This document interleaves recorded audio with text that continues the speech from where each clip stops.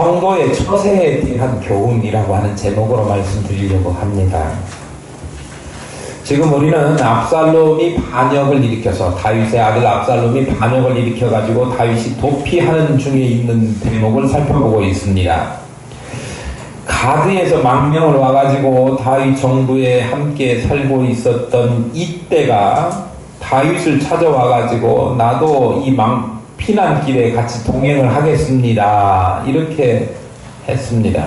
얼마나 의리 있고 그런 사람입니까? 그러니까 다윗이 만류하다가 허락을 해줍니다.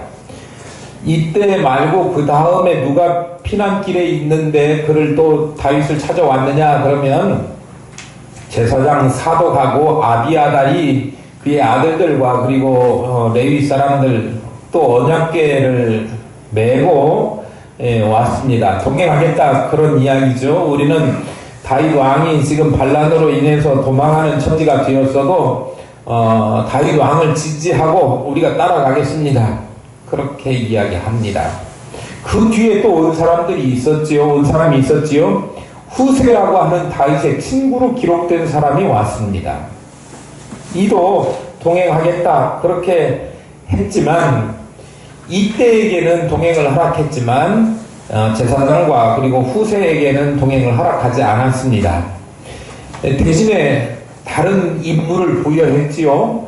왕궁에 다시 돌아가서 거기에서 왕궁, 그러니까 압살롬이 이제 정권을 탈취해가지고 왕으로 입성했는데 거기에서 일어나는 일들을 좀 잘 눈여겨보고 있다가 자기에게 알려달라, 이런 특별한 임무를 맡겼지요. 후세는 누구한테 보고하면 되게 돼 있죠? 제사장들에게. 그러면 제사장들이 그 아들들을 시켜가지고 나루턱에 있는 다윗에게 그 정보를 알려달라, 이렇게 이야기가 되는 겁니다. 다윗이 자기와 동행하겠다고 온 그들을 성으로 돌려보냈고, 그리고 저 헤브론에서 반역을 일으켰던 압살롬도 왕궁으로 들어왔습니다. 다윗이 자리를 내주고 도망한 탓에 싸움은 일어나지 않았고 무혈, 피를 흘리지 않고 그런 일이 진행되고 있었습니다. 다윗은 대신에 도망을 가야 되는 수치스럽고 아주 어려운 길을 떠나게 됩니다.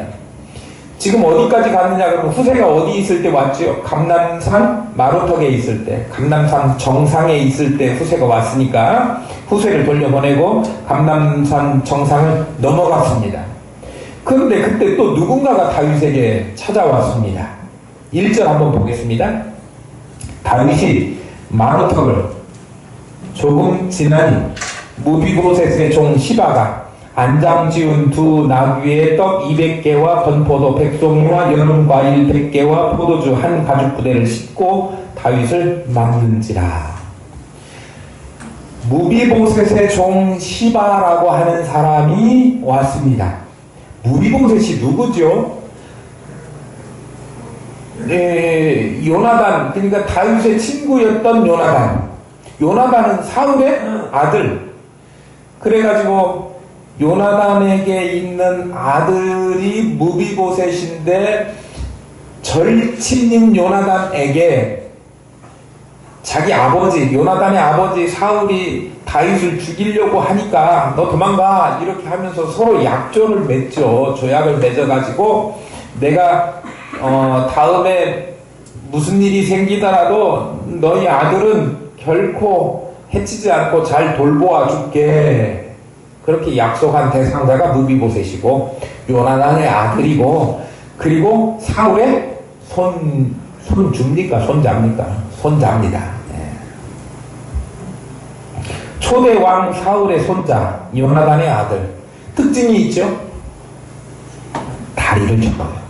다리를 접어요. 어쨌든 다윗이 이 무비보셋을 선대하기로 약속을 해서 그에게 왕과 함께 음식을 먹을 수 있는 그 식탁에 초대해 했습니다. 뿐만 아니라 사울의 그 가문에 속해 있던 모든 재산을 누구에게 주었느냐 그러면 이 무비보셋에게 주고 그에게 시바라고 하는 종을 딸려주면서 무비보셋을 섬겨라 그렇게 보살펴 주었습니다. 그러니까 이 무비보셋이라고 하는 사람, 우리가 잘 알고 있는데 그의 종이 시바인데 무비보셋을 섬기도록 그렇게 되어 있는 사람이지요. 그런데 우리가 쭉 살펴보면서 사무엘하 9장쯤에 볼 때 이 시바라고 하는 사람이 시바라고 하는 사람에 대한 기록을 보면 그가 종이 있었는데 20명가량의 종이 있었습니다. 그러니까 무비보셋을 섬겨야 되는 위치에 있는 자기도 종이지만 그 밑에 또 거느리는 자기 부하 식솔들이 또 있었으니까 종이긴 해도 상당한 지위에 있었던 사람이고 재산도 꽤 있었을 법하지요. 그런데 어쨌든 그가 감람산 마루턱을 넘어간 다윗 일행에게 와가지고 선물을 잔뜩 내놓습니다.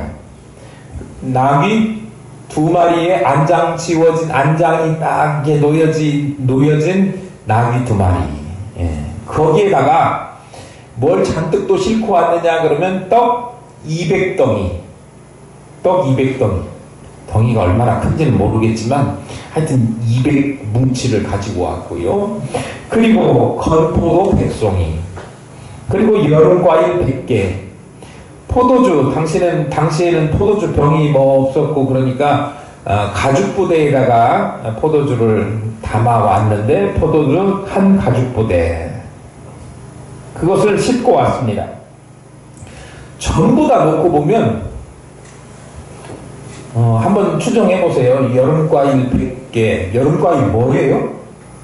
다른 건 다 대충 알 수 있을 것 같죠? 낙이 말보다는 작은 거. 근데 2마리. 낙이 말보다 작은 이 낙이 2마리에다가 떡 200덩이. 그리고 건포도 100송이. 그리고 여름과일 100개. 그런데 이 여름과일이 뭐냐에 따라서 이게 부피가 얼마나 크고 작고 이렇게 해질 것 같기는 해요. 여름과일, 여름에 먹는 과일, 그 팔레스틴 근동에서 나는 여름과일이 뭐 있습니까? 무화과 같은 거 있겠죠?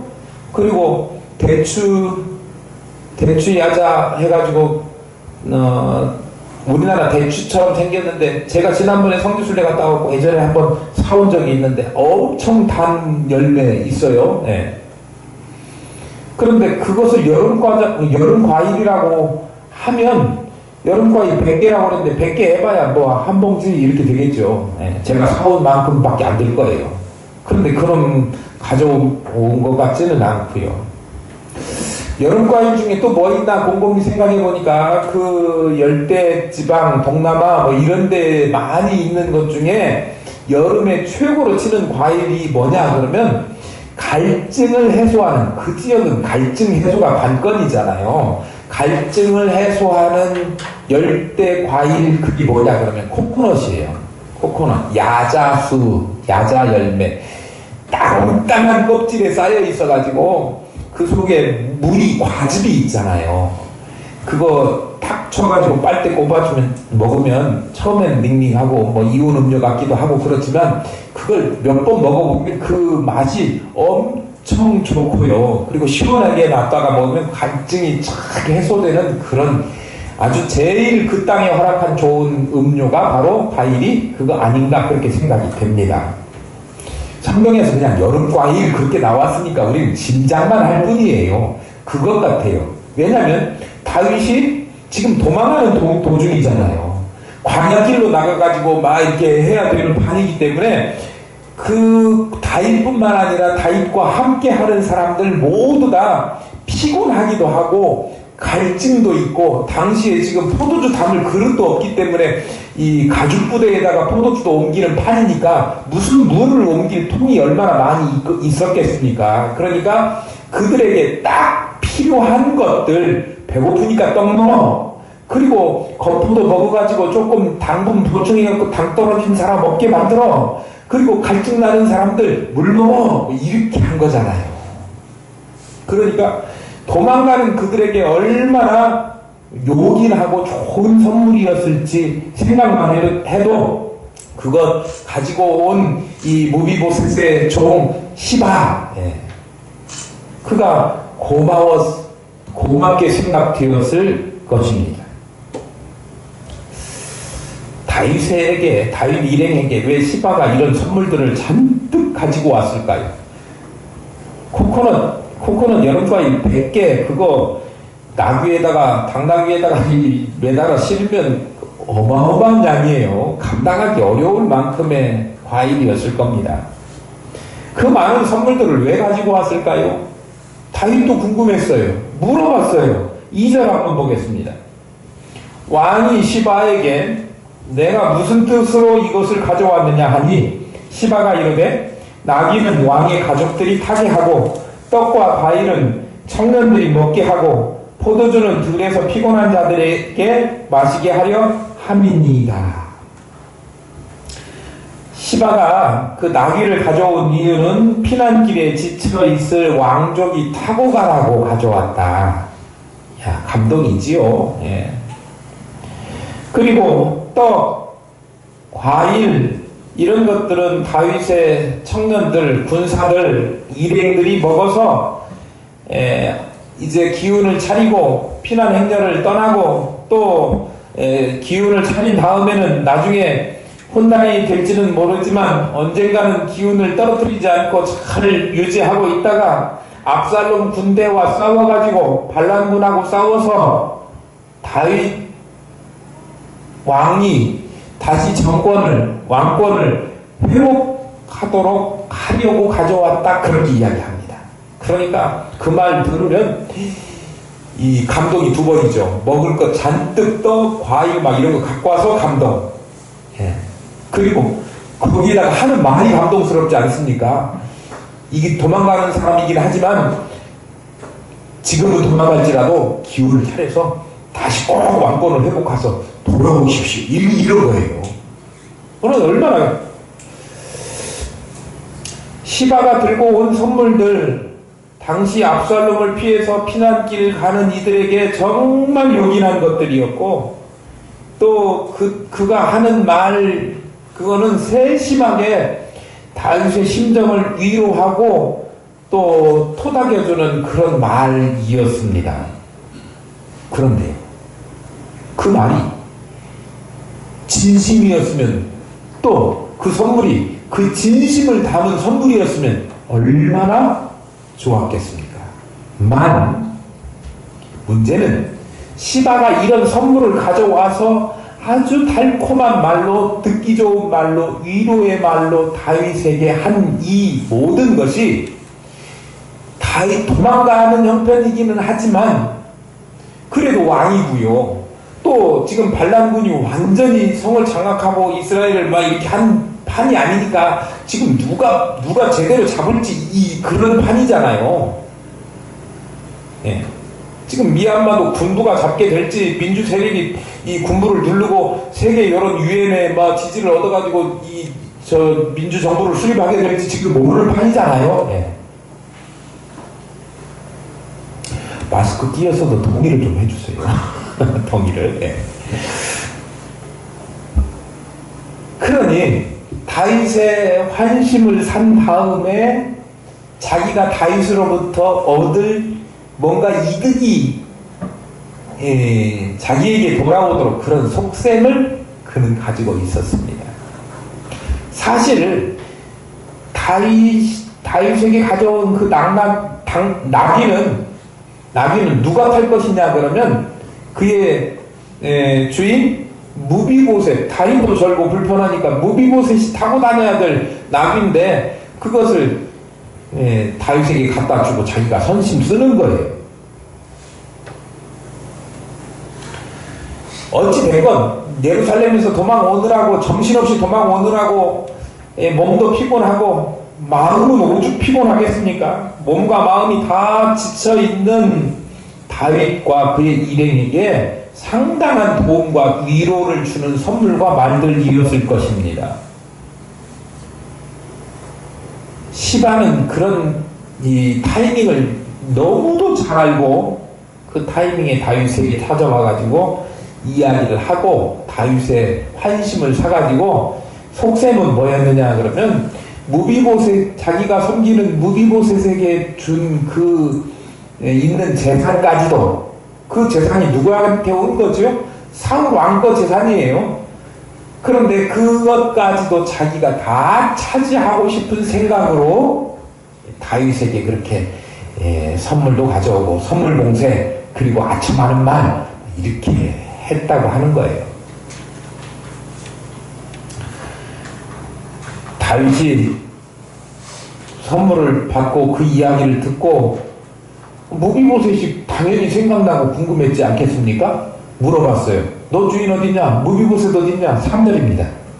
왕이 이르되 내 주인의 아들이 어디 있느냐 하니 시바가 왕께 아뢰되 예루살렘에 있는데 그가 말하기를 이스라엘 족속이 오늘 내 아버지의 나라를 내게 돌리리이다 하나이다 하는지라. 이거 거창한 말입니다. 내 주인의 아들이 어디 있느냐 그렇게 물어봤는데요. 여기서 내 주인이라고 하면 무비보셋을 이야기하는 것이 아니라 사울인 거예요. 내 왕이 이르되 내 주인의 아들이 어디 있느냐 그러면 사실 무비보셋이 어디 있느냐 물어보는 건데 무비보셋이 주인이죠. 근데 무비보셋보다 더 위에 있는 그 사울의 가문을 이야기하는 거예요. 그러니까 내 아들, 내 주인, 여기는 사울을 이야기하는 겁니다. 그러면 사울의 아들이 사실은 요나단인데 사울의 아들이라고 안 하고 뒤에 실제로 가리키는 인물은 무비보셋 아닙니까? 사울의 손자. 그런데 여기에 나와 우리 한글 성경에 번역되어 있는 아들이라고 하는 표현이 아들보다는 자손이라고 하는 말이에요. 그러니까 사울의 자손인 너의 아버지 누구? 너의 주인 무비보셋 그가 어디 있느냐? 그런 말입니다. 여기 아들이라고 하는 한글로 써 있다고 꼭 아들로 하면 이게 족보가 꼬이게 되거든요. 그걸 잘 기억하시면 좋겠습니다. 그러면 무비보셋이 어디 있느냐 이렇게 물어보니까 시바가 왕에게 말합니다. 예루살렘에 있습니다. 그런데 그가 뭐라고 이야기했느냐 그러면 이스라엘 족속이 내 아버지의 나라를 내게 돌리리라 하나이다. 내 아버지의 나라가 누구예요? 요나단의 나라입니까? 아니고요. 사울 왕의 나라죠. 여기도 우리 아버지라고 하는 것이 아니라 내 조상이라고 하는 의미의 단어를 한국말로 아버지 이렇게 표현하는 겁니다. 자기 무비보셋의 아버지 요나단 이렇게 하면 곤란하고요. 그러니까 사울 왕의 나라였는데 그 나라를 내가 누구예요? 무비보셋입니다. 자기에게. 그러니까 지금 다윗은 쫓겨가는 판이고 원래 사울의 혈족도 아니잖아요. 사실은 다윗이. 그러니까 그거 아니고 사울의 혈통인 남아있는 유일한 사람 누구예요? 무비보셋. 자기가 내가 이 나라를 다스려야 된다라고 하는 야욕을 표현했다 그런 이야기거든요. 다시 말하면 지금 요나단도 반역해가지고 나라를 뒤집어서 다윗 것을 뺏어가려고 하는 그런 판이고 그 와중에 지금 무비보셋도 마음속에 반역을 꿈꾸고 정권을 차지할 욕심이 있다 그런 이야기를 표시했다고 이야기합니다. 요나단의 아들 무비보셋 전륜발이라고 그랬죠. 평생 저를 돌보아 주기로 했는데 그가 지금 어디가 있는지 궁금하기도 해서 어디 있느냐 이렇게 물어봤을 것입니다. 다리에 힘도 없고 그런데요. 자기 자신도 이제 힘 다 빠지고 권력도 지금 위태로운 순간에 도망자가 돼가지고 반역자 압살롬에게 이 무비보셋이 어떻게 해나 당하지 않았을까 하는 염려하는 마음도 있었을 겁니다. 왜냐하면 자기가 자기 절친이었던 목숨을 걸고 자기를 돌봐주었던 요나단의 아들이고 그 그에게 약속을 했지 않습니까? 내가 평생 봐주겠다, 뒤를. 예. 그러니까 지금 자기가 도망가는 와중이라도 무비보셋이 어디에 있는가, 그의 상황은 어떤가, 난리통에 그의 목숨은 괜찮은가라고 하는 걱정이 됐었을 것이기도 하고요. 또 한쪽으로는 어떤 생각도 들 수 있느냐 그러면, 무비보셋이 한 이야기라고 하면서 시바가 전달해준 말이 무비보셋 또 속에 왕권을 가지고 있다, 침탈하려고 한다라고 하는 마음이 있었으니까, 내 아버지의 나라를 내게 돌리리라 그런 말을 했었다고 하니까, 자기 자신이 사울의 어쨌든 혈통이고 자기가 왕이 되어야 되겠다라고 하는 말을 했다고 하니까 괘씸하기도 하고, 아니면 혹시 압살롬 편에 서가지고 지가 압살롬 정부에게 힘을 실어주려고 하는 그런 계획을 가지고 있지 않을까라고 하는 여러 가지 복잡한 생각이 그에게 있었을 것입니다. 잠 못 잘 일이지요. 어쨌든 그렇게 물어보니까 무비보셋이 그런 꼼꼼히 속이 있다라고 시바가 이야기를 했는데, 이 시바가 있는 사실을 그대로 이야기한 것이 아니라 없는 일을 꾸며내서 이야기하는 거예요. 거짓말이었습니다. 사실 무비보셋은요, 전혀 왕권에 대해서 관심이 없었어요. 우리 이제 곧 보게 될 건데 미리 한번 가보겠습니다. 미리 한번 19장 한번 펴보세요. 19장 24절부터 30절 말씀인데 조금 길기는 하지만 요 대목을 제가 읽어드릴 테니까 무비보셋이 무슨 생각을 먹고 있었는가 한번 여러분 짐작해 보십시오. 사울의 손자 19장 24절입니다. 사울의 손자 무비보셋이 내려와 왕을 맞으니, 이게 어떤 대목이냐면요, 반란이 이제 정리돼요. 압살롬 반란이 실패하고요, 다윗이 왕궁으로 들어와요. 그럴 때 사울의 손자 무비보셋이 내려와서 왕을 맞으니, 그는 왕이 떠난 날부터 평안이 돌아온 날까지 그의 발을 맵시내지 아니하며 그의 수염을 깎지 아니하며 옷을 빨지 아니하였더라. 왕이 지금 도망가게 되니까 마음이 슬퍼가지고 자기 발에 패티큐어도 안 바르고 수염도 안 깎고 옷도 그냥 추하게 입은 그대로 그냥 슬픔을 표현하고 있는 거예요. 25절. 예루살렘에서 와서 왕을 맞을 때에 왕이 그에게 물어 이르되 무비보셋이여 내가 어찌하여 나와 함께 가지 아니하였더냐 하니, 대답하되 내 주 왕이여 왕의 종인 나는 다리를 절므로 내 나귀의 안장을 지워 그 위에 타고 왕과 함께 가려 하였더니 내 종이 나를 속이고 누가 속이고? 시바가 무비보셋을 속이고 종인 나를 내 주 왕께 모함하였나이다. 나라를 빼앗을 찬탈할 반역의 의도가 전혀 없는데 모함했다. 내 주 왕께서는 하나님의 사자와 같으시니 왕의 소문대로 하옵소서. 내 아버지의 온 집이 내 주 왕 앞에서는 다만 죽을 사람이 되지 아니하였나이까. 그러나 종을 왕의 상에서 음식 먹는 자 가운데 두셨사오니 내게 아직 무슨 공의가 있어서 다시 왕께 부르짖을 수 있사오리이까 하니라. 왕이 그에게 이르되 내가 어찌하여 또 내 일을 말하느냐. 내가 이르노니 너는 시바와 밭을 나누라 하니 무비보셋이 왕께 아뢰되 내 주 왕께서 평안히 왕궁에 돌아오시게 되었으니 그로 그 전부를 차지하게 하옵소서 하니라.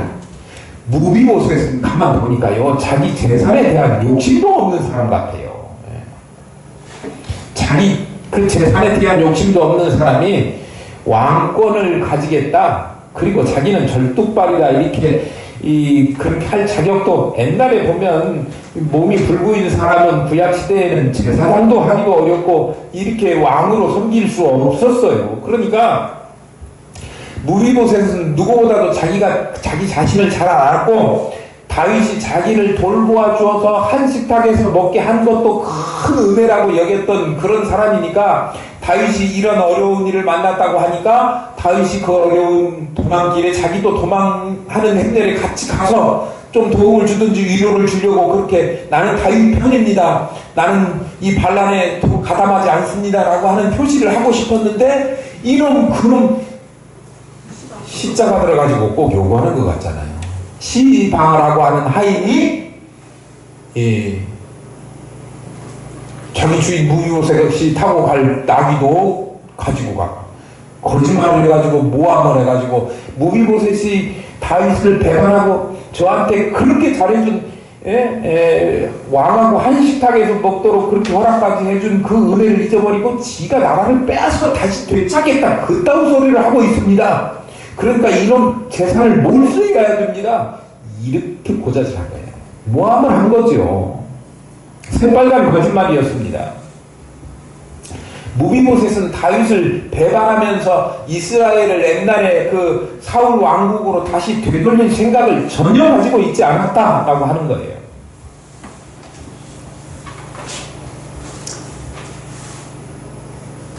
그런데 시바가 무비보셋의 재산을 자기가 차지하려고 하는, 가로채려고 하는 그 속셈 때문에 그렇게 모함을 했는데 지금 다윗은요 그 내용 모함에 따른 사실을 알아요 몰라요?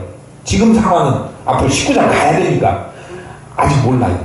모르니까 이 시바의 말만 듣고 무비보셋의 전 재산을, 왕이 한마디 하면 그걸로 끝이잖아요 옛날에. 전 재산을 너에게 준다 그렇게 이야기하는 거예요. 4절 왕이 시바에게 이르되 무비보셋에게 있는 것이 다 내 것이니라. 그 말이 그 말입니다. 시바가 이르되 내가 전하나이다 내 주 왕이여 내가 왕 앞에서 의를 있게 하옵소서 하니라. 시바가 가져온 선물, 그가 한 말들, 이게 얼마나 이 속셈 있는 간교한 말과 선물들입니까? 그런데 가만히 생각해보면 사단 또 악한 사람들, 이런 사람들이 성도들을 유혹하기 위해서, 미혹하기 위해서 접근할 때 쓰는 방법이 이런 방법이다 라고 하는 생각이 듭니다.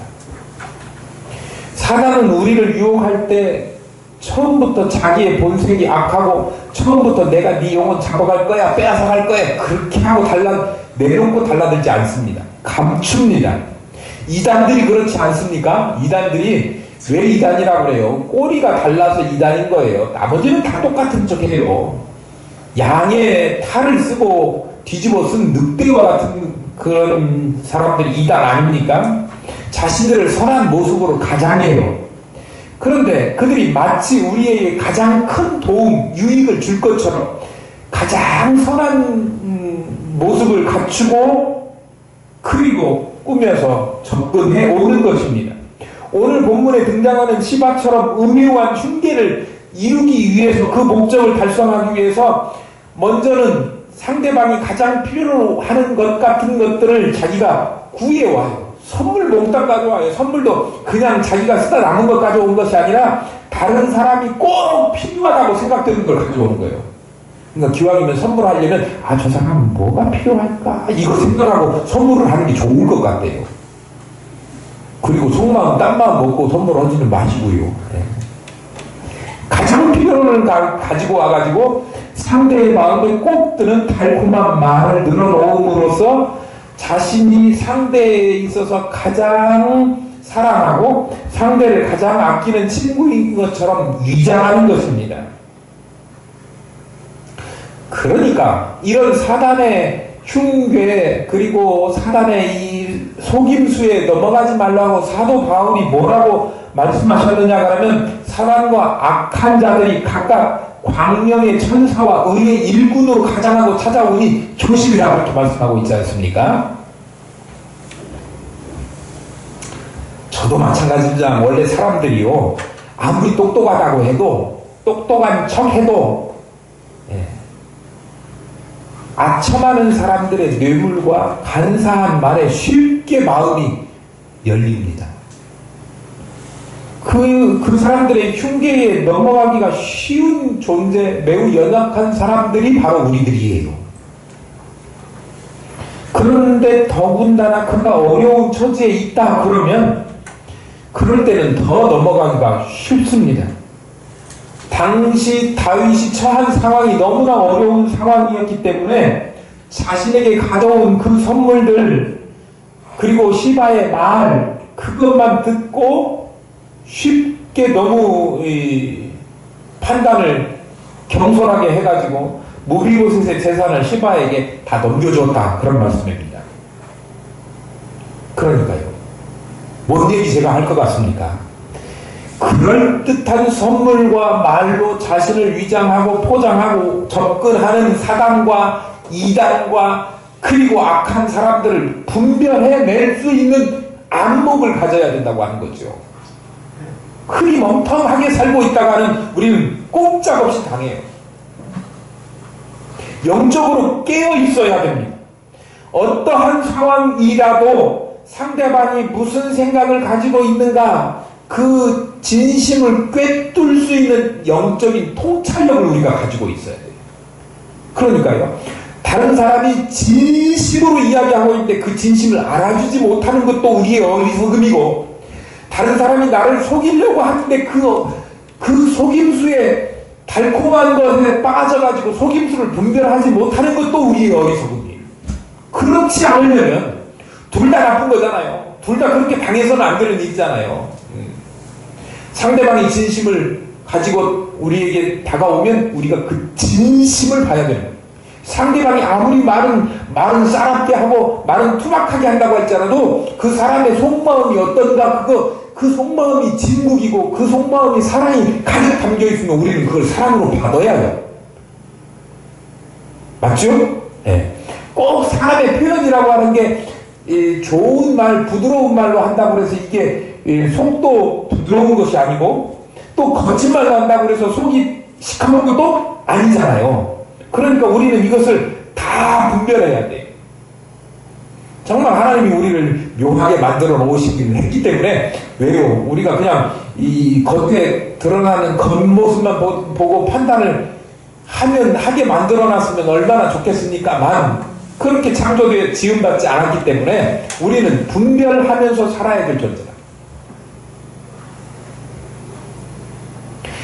예수님 한번 보실래요? 예수님 당시에 수제자였던 베드로가 예수님이 십자가를 지시고 나는 죽어야 된다. 그리고 사흘 만에 다시 살아나야 된다. 그런 이야기 하니까 수제자인 베드로가 예수님한테 뭐라고 이야기합니까? 주님, 아이고 안 됩니다요. 십자가를 지시고 죽으시다니요. 예. 예수님을 붙잡고 항변하면서 그렇게 하지 마십시오. 절대 십자가 짓지 마십시오. 이렇게 이야기했어요. 말렸어요. 그러니까 주님이 뭐라고 합니까? 사단아, 내 뒤로 물러가라. 그렇게 이야기하는 거예요. 누구한테 대고 이야기한 거예요? 베드로한테 대고 하는 얘기요. 자기의 가장 가까운 제1번 수제자, 가장 직권해가 두고 가르침을 주는 제자 베드로에게 사단아 그랬어요.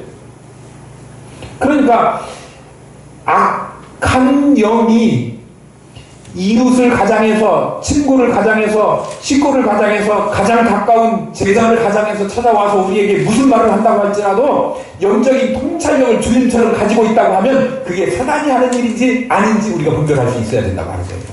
그거 제대로 분별하지 못하면 이 땅 살아가면서 영적인 전쟁에서 실패할 수밖에 없는 거예요. 그러니까 우리 해석을 잘 하십시다. 교회에서 어떻게 거친 말을 한다고 거친 말을 안 하면 좋겠는데 속은 정말 교회 사랑하고 상대방을 위하고 기도하는 마음인데 표현이 거칠게 나왔다. 그러면 그것을 거칠게만 받아들이지 마시고 진심을 받아들이시고 또요. 자기에게 아주 달콤한 말로 달려오는 사람이라고 하더라도 자기의 영혼을 좀먹고 자기를 영적인 아주 구렁텅이에 빠지게 할 이단이나 이런 데에는 속아넘어가지 않도록 깨어있고 영적인 통찰력을 간구하고 또 성경을 통해서 그러한 지혜를 얻으시는 저와 여러분 될 수 있기를 소망합니다. 마귀의 이 흉계를 능히 제어하는 저와 여러분 될 수 있기를 바랍니다. 무비보셋이 정권 탈취하려고 하는 의도를 가지고 있다라고 하는 말을 시바에게서 들었지요. 다윗은 그래서 시바의 일방적인 말만 듣고 무비보셋에게 사실도 확인해보지 않고 경솔하게 전 재산을 다 넘겨주었습니다. 아마 다윗이 정신이 없어서 경황이 없어서 섣부르게 그렇게 판단을 한 것 같습니다. 그래서 자기에게 가져온 선물에 현혹되어 가지고 쉽게 그런 판단을 했었을 것 같은데, 그런데요, 그러다 보니 자기 주인을 모함하고 그리고 그런 사람에게 무고한 사람의 재산을 빼앗아서 넘겨주는 그런 실수를, 중대한 실수를 저지르게 된 것입니다. 우리도 살다 보면 이러한 어처구니 없는 실수를 저지를 때가 있습니다. 근데 그 실수하게 되는 원인이 뭐냐 그러면 자기의 분석과 철저한 조사와 이런 것으로 그렇게 내린 결론 때문에 실수하는 일은 거의 없어요. 뭐 때문에 그러냐 그러면 지나가는 사람이 뭐라고 했대.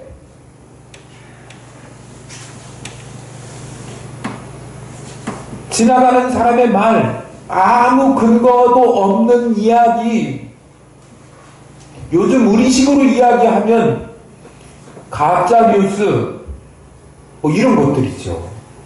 그런 것들 때문에 백신 맞으면 막 나 조정당해 뭐 이런 거 막 이런 이야기 때문에 사람들이 오해를 하고,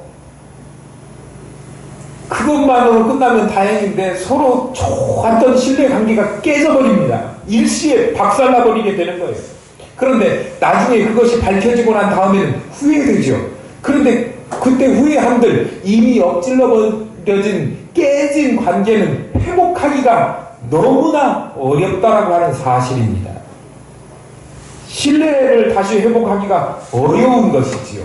그래서 그런 실수하지 말아라 라고 하는 가르침을 잠언이 주고 있는데요.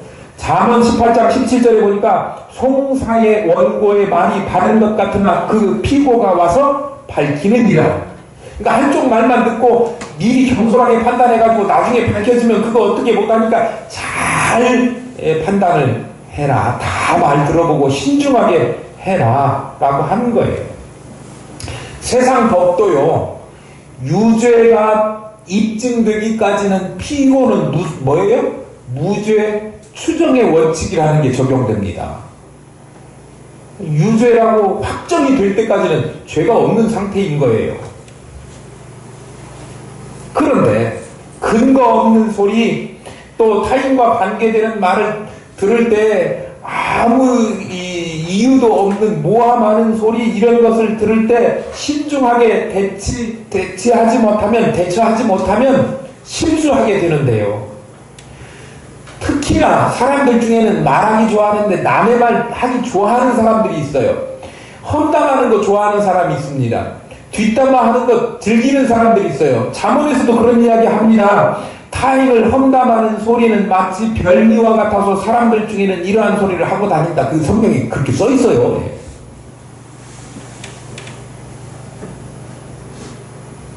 그런데 그런 근거 없는 소리를 아무런 확인도 없이 그대로 믿고 그를 정죄한다고 하면 돌이킬 수 없는 실수를 할 수밖에 없다. 그러니까 우리는요, 교회에서 아무개 집사가 뭐 한다더라, 누가 뭐 한다더라, 그렇게 확인되지 않은 이야기를 하시지 말아야 된다.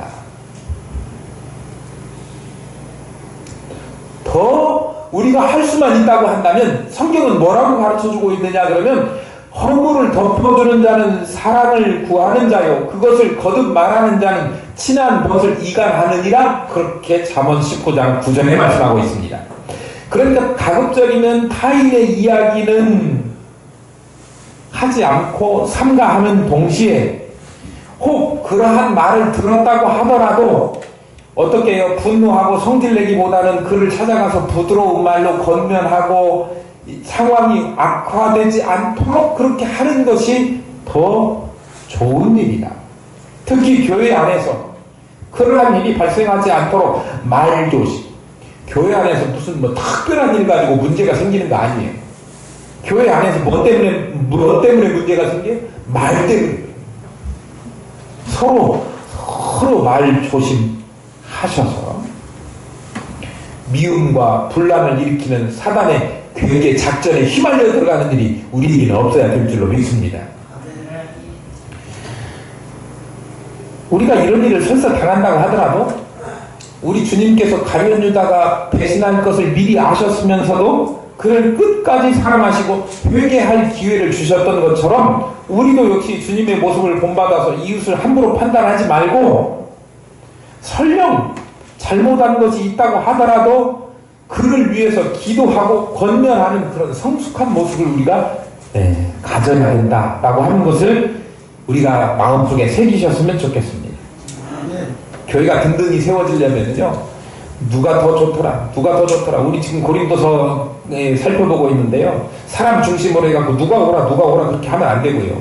서로 화목하게 하도록 해야 되고, 시기하지 말고, 질투하지 말고, 모함하고, 흑색선전하지 말고, 잘못된 말이라고 할지라도 그거 잘 이렇게 소화해내는 그런 사람들이 되어야 교회가 하나 돼서 전진할 수 있다.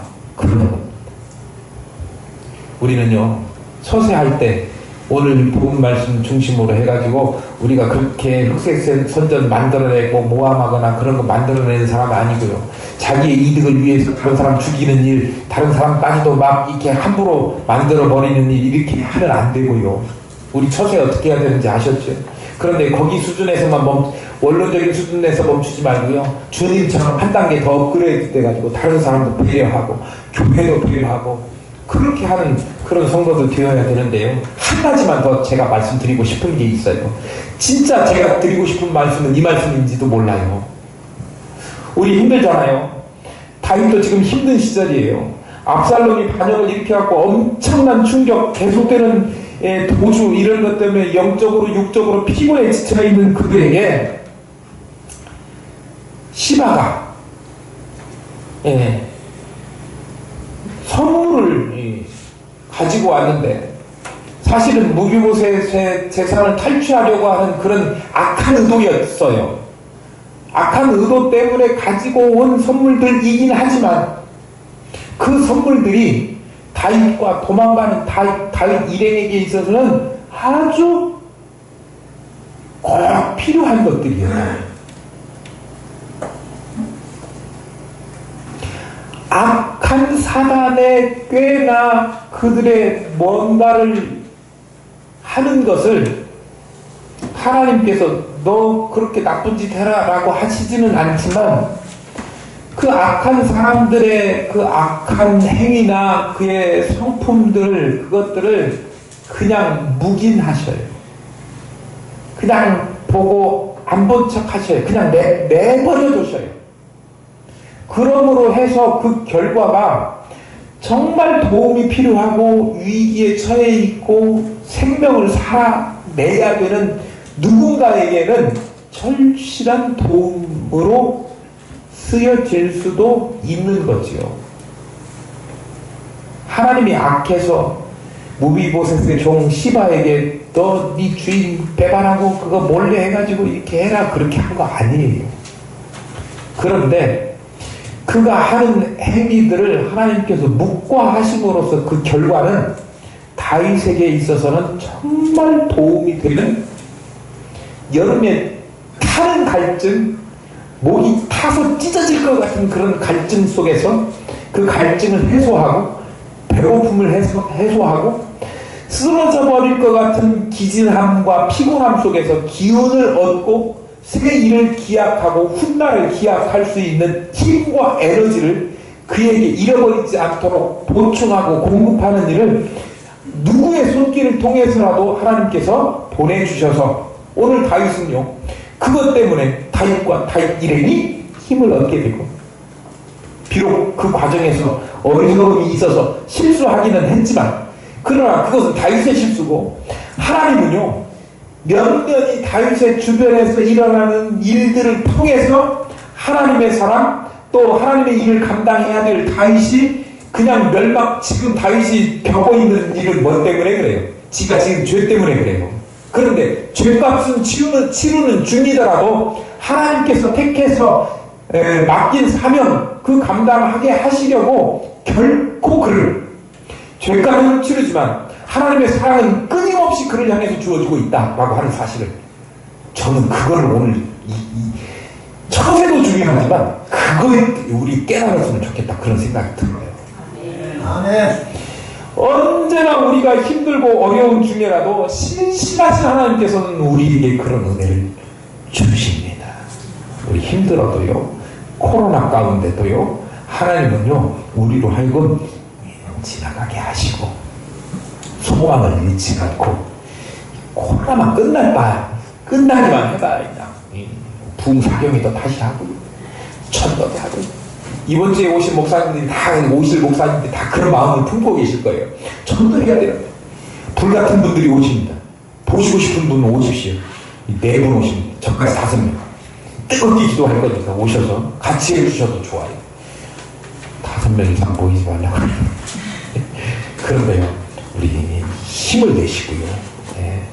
주님께서는 항상 우리가 잘못되고 또 판단 미스하고 행동 엄숙하고 못하는 거 투성이지만 그래도 어떤 식으로든지 우리를 끌고 가시고, 우리로 하여금 하나님의 그 은혜의 자리에서 벗어나지 않도록 역사하시는 하나님, 그 사랑이 여러분 마음속에 경험되어지고 각인되어지고 깊게 새겨져서 감사가 절로 나오고 찬송이 절로 나오는 이 한 주간의 삶이 될 수 있기를 축복합니다.